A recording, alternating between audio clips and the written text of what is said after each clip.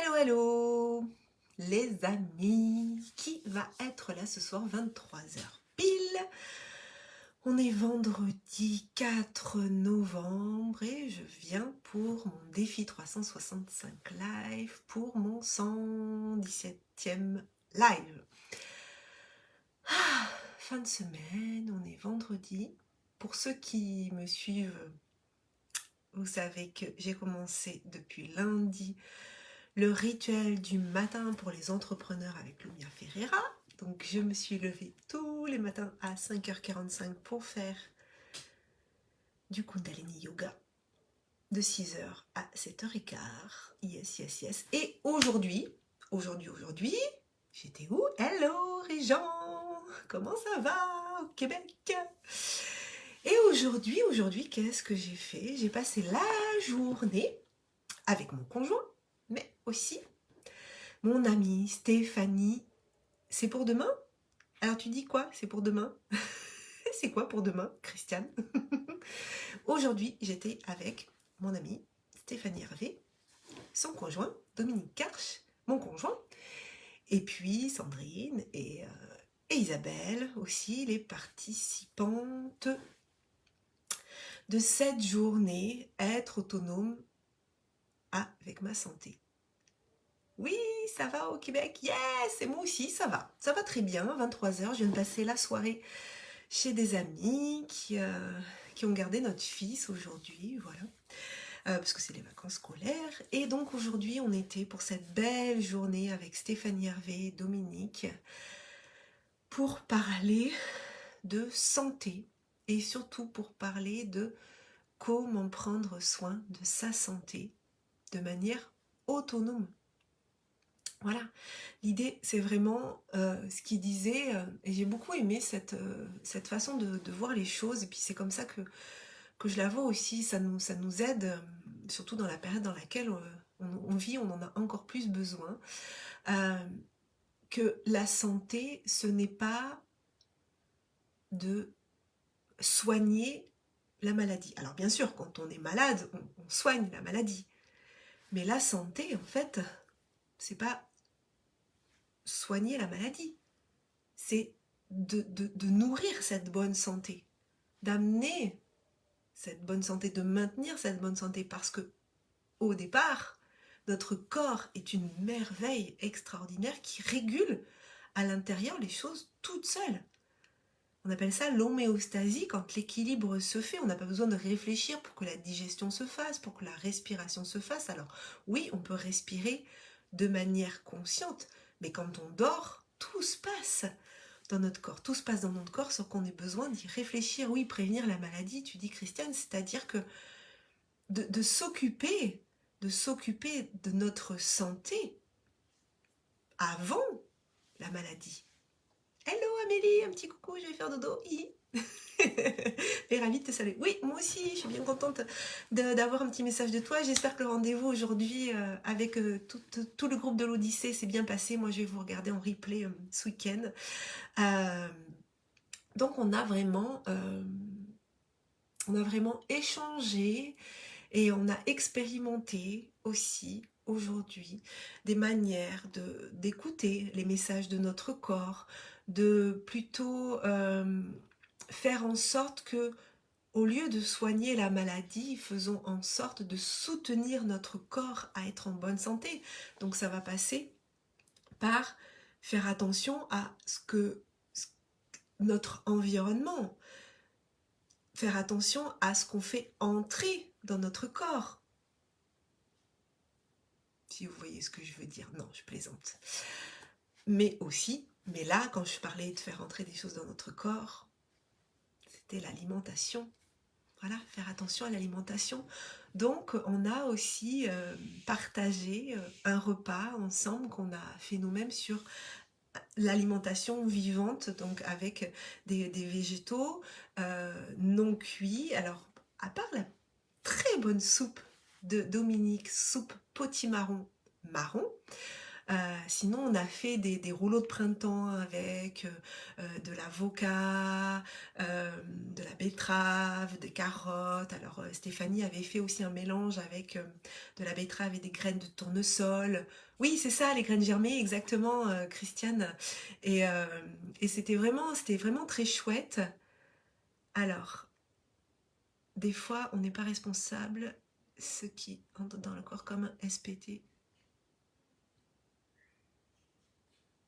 Je sais pas ce que ça veut dire SPT ou alors c'est une abréviation. Euh, si tu veux préciser.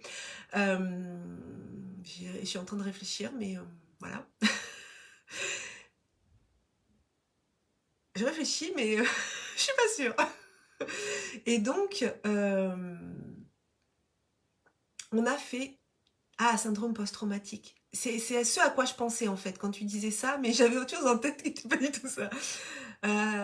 Ben oui, effectivement, hein, on est bien d'accord.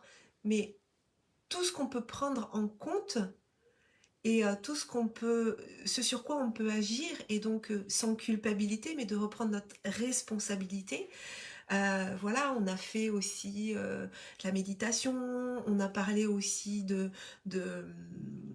des symptômes qu'on pouvait avoir, de voir aussi que chaque mot a aussi son message à nous transmettre, si c'est plutôt au niveau des, euh, des articulations, si c'est plutôt au niveau de certains muscles, voilà, donc c'était vraiment hyper intéressant parce que ce qui va être important, c'est de pouvoir prendre notre responsabilité et notre autonomie par rapport à notre santé.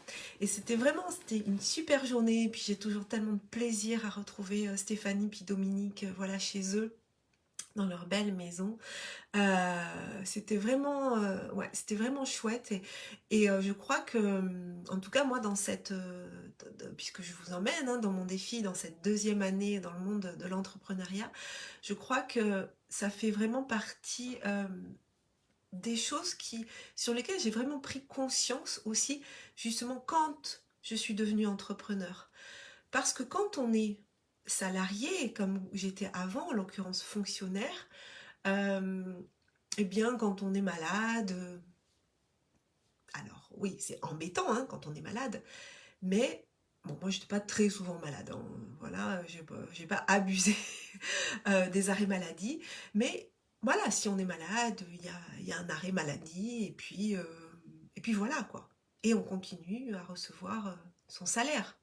Mais quand on est entrepreneur, c'est pas la même chose.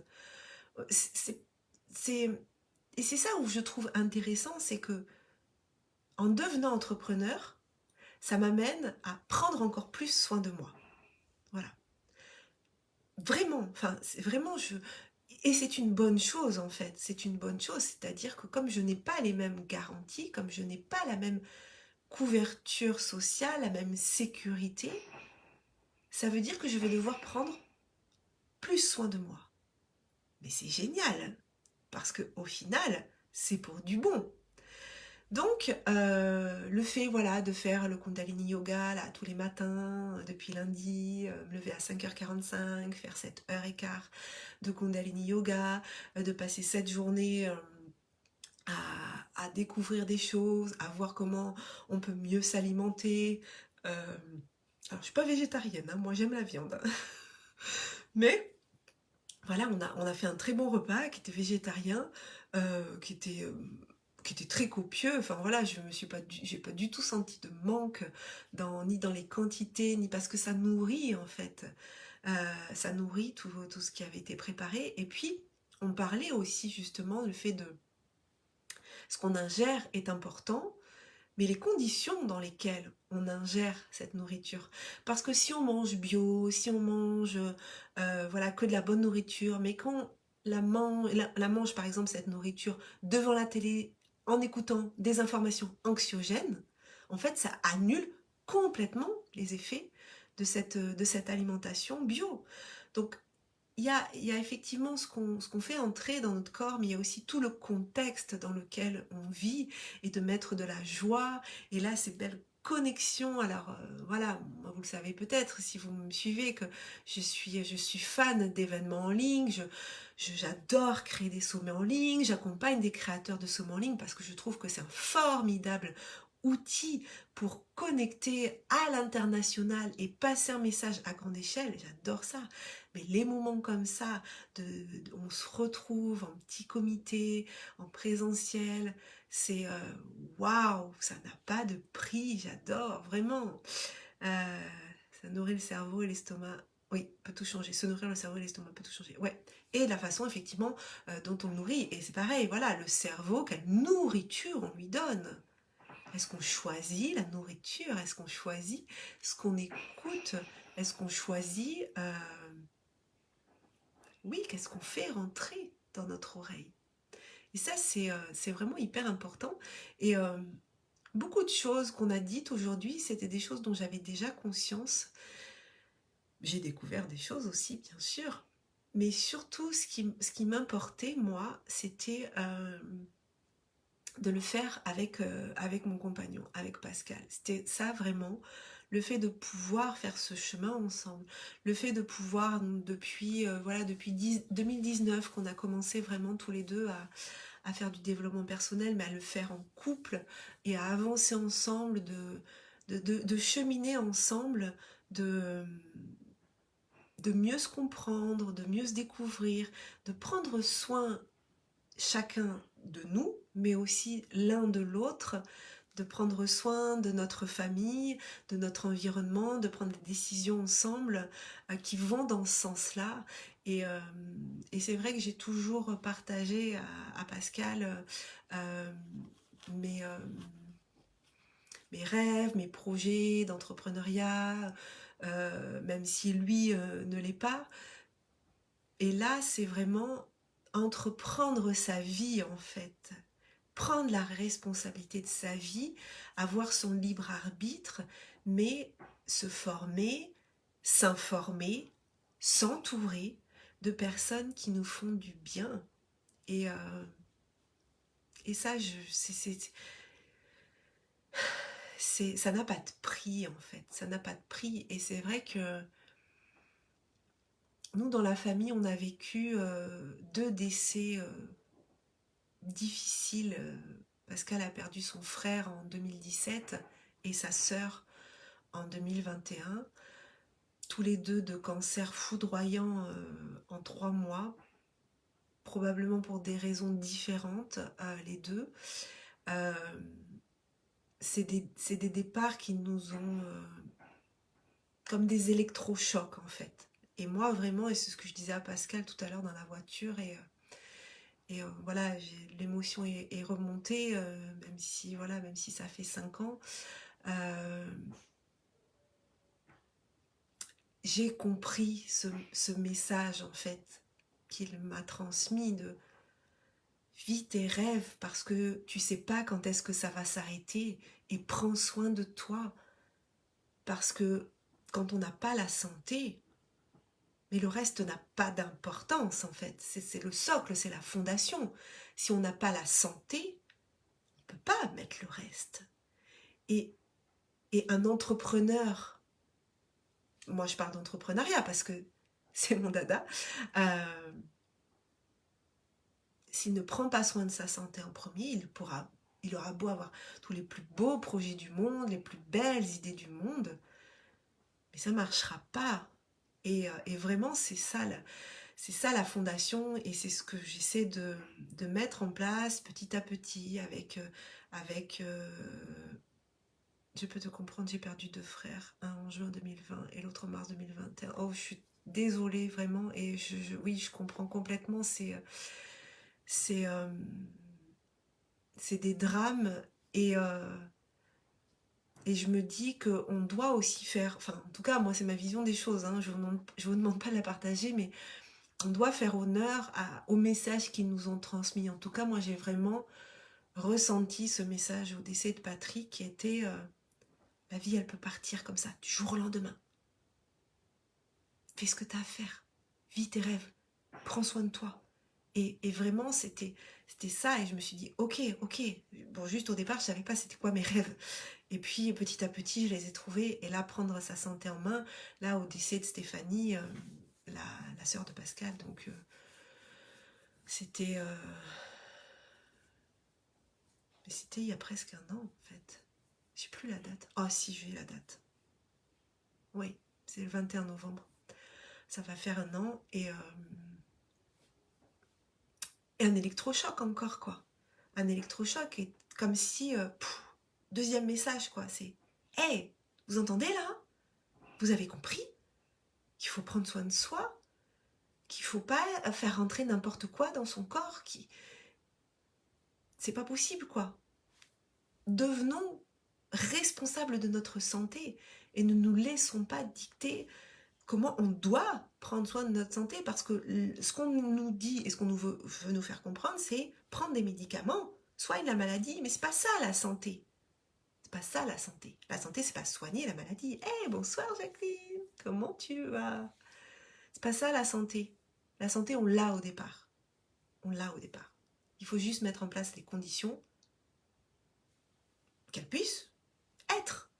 Alors bien sûr, après, je ne suis pas contre les médecines traditionnelles, mais, euh, mais la santé, la médecine traditionnelle, c'est de la médecine curative, quoi. C'est pas de la médecine préventive. Donc, euh, donc voilà, c'était vraiment hyper intéressant cette journée chez Stéphanie Hervé et Dominique Karch. Euh, Vraiment, si vous habitez en Gironde, vivre présent, suivre notre cœur et nos rêves. Yes, yes, Jacqueline, cool. Si vous habitez en Gironde ou Charente ou Dordogne, ou si vous êtes prêt à faire le déplacement, et je vous le conseille, vous pouvez suivre Stéphanie Hervé. Elle organise donc des journées thématiques avec Dominique. Des fois c'est des journées, des fois c'est des week-ends. Et hey, coucou, Pascal, qui m'envoie des cœurs depuis l'autre bout de la maison. Et vraiment, je vous invite à la suivre et à aller vivre des journées comme ça. Donc, elle fait aussi des ateliers sur les 5 blessures, elle fait des retraites méditatives, elle fait des retraites silencieuses. Voilà, nous, vraiment, on adore participer à leurs journées. Ils sont tellement le cœur ouvert.